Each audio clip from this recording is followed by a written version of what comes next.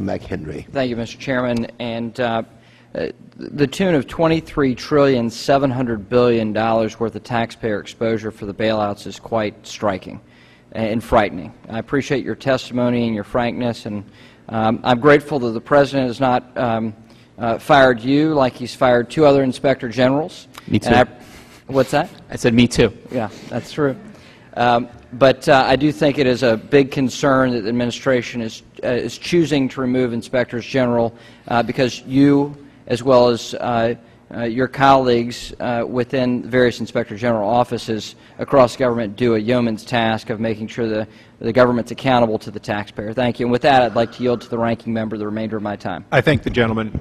And following up on that line, in your current capacity, I'll bring to your attention that, according to the Wall Street Journal, some of the private fund managers selected to participate in the PPIP may have consulted informally to the Obama administration in writing the PPIP itself. In other words, they wrote what they now participate on, which is not surprising.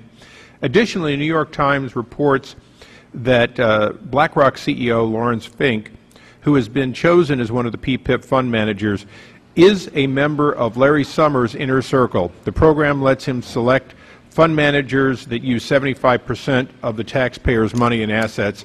My question to you is, if in fact this and other activities begin to look like a cordial relationship where information is being passed, positions are being given because of friendships of people that go in and out of government, are you in a position to investigate that?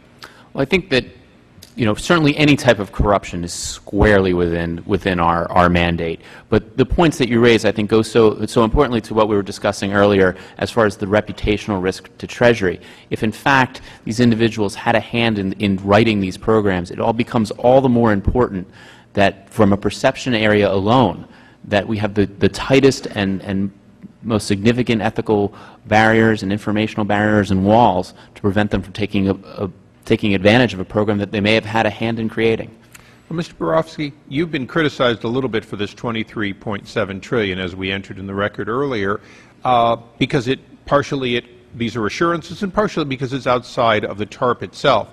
How many IGs would have to be at your table if we were to cover all the guarantees, assurances, promises, underwriting that the government's doing? How many different parts of government would we be dealing with here? Well, if you go through our chart and count up the institutions, I don't have the number at hand, but certainly the FDIC, Federal Reserve, Pension Guarantee, National Credit Union, basically a financial services roundtable of IGs.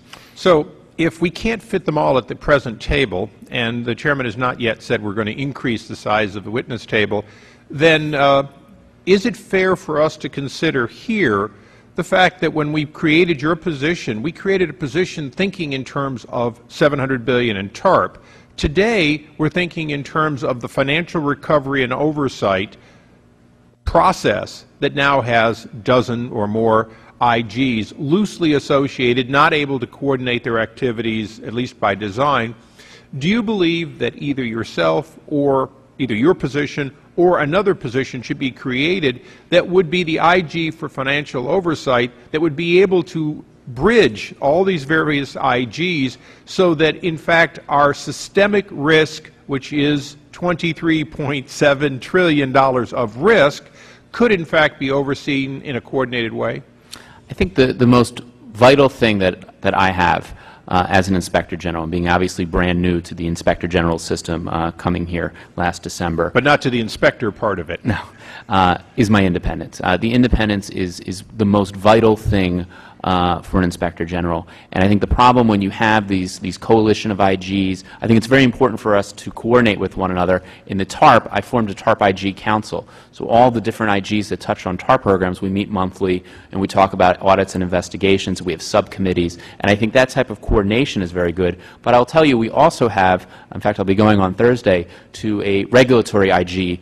There's a monthly lunch. So we are coordinating with each other. I think putting umbrella over other inspectors general, I think that almost invariably will impinge on their independence. I think we are coordinating and should continue to do so. In fairness, since we're seeing you it is important that you be able to give us, if you will, the result of that coordination so that we're looking at the entire financial oversight as we are here today. Let me just ask you one closing question. In the case of Chrysler, it has been reported, and I believe this to be true, that we've given up $3.8 billion worth of DIP financing, meaning we gave them the money out of TARP in order to go through a process. We then sold them and took back nothing in return.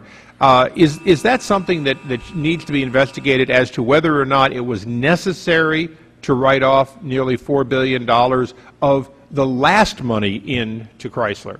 Yes, our report, we detail those numbers of what's been waived, both in Chrysler and in General Motors, and what's been received on the other side, including equity interest. I think that sort of the facts are what they are on that, and are certainly open to any fair inquiry as to how we got to that situation. Okay, so perhaps it's for us to decide whether it's worth investigating now that you've given us the facts.